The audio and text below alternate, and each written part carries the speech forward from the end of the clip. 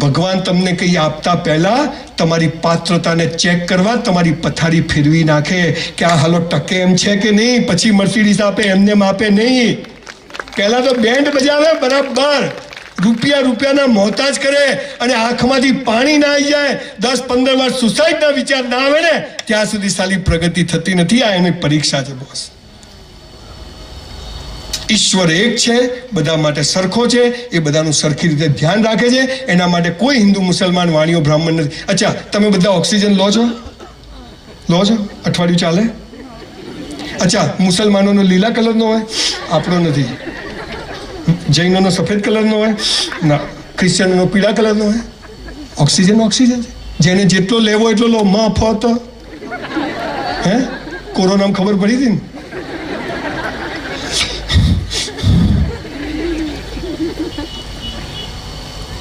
દસ માળના બિલ્ડિંગ પર, આ ટાવર ઉપરથી નરેન્દ્રભાઈ કૂદકો મારે, ખાલી હો, 24 માં લાવવાના છે ને પાછા. નીચે પડે તો નીચે જ પડે સાહેબ. સોનિયા ગાંધી પડે, કેજરીવાલ પડે, હું પડે, દેશી પીનાવે તો એ પણ નીચે જ પડે. અચ્છા, નરેન્દ્રભાઈ આમ ધીમે ધીમે પડે.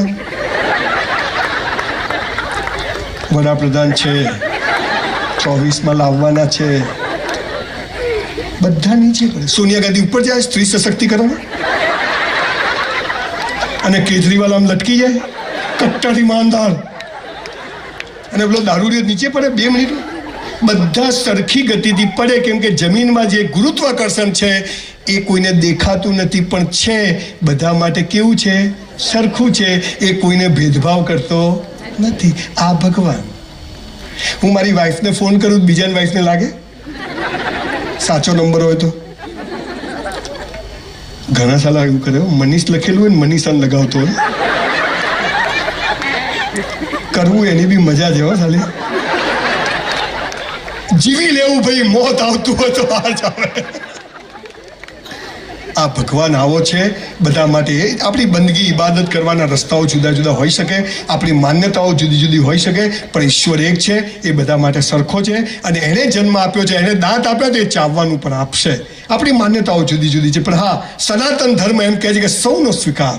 જેટલા ધર્મ સંપ્રદાય આવે સૌનો સ્વીકાર છે, પણ મૂળ વાત હે મેરા હે સો જાવે નહીં, જો જાવે સો મેરા. આ સમજણ આપણામાં આવી જાય એટલે પહેલો નિયમ છે જે કરો તે બેસ્ટ કરો. બીજો નિયમ છે ઈશ્વર પર અતૂટ શ્રદ્ધા. ત્રીજો નિયમ સંયુક્ત પરિવારમાં રહેવું. જે ભાઈનો ના થાય ને કોઈનો ના થાય.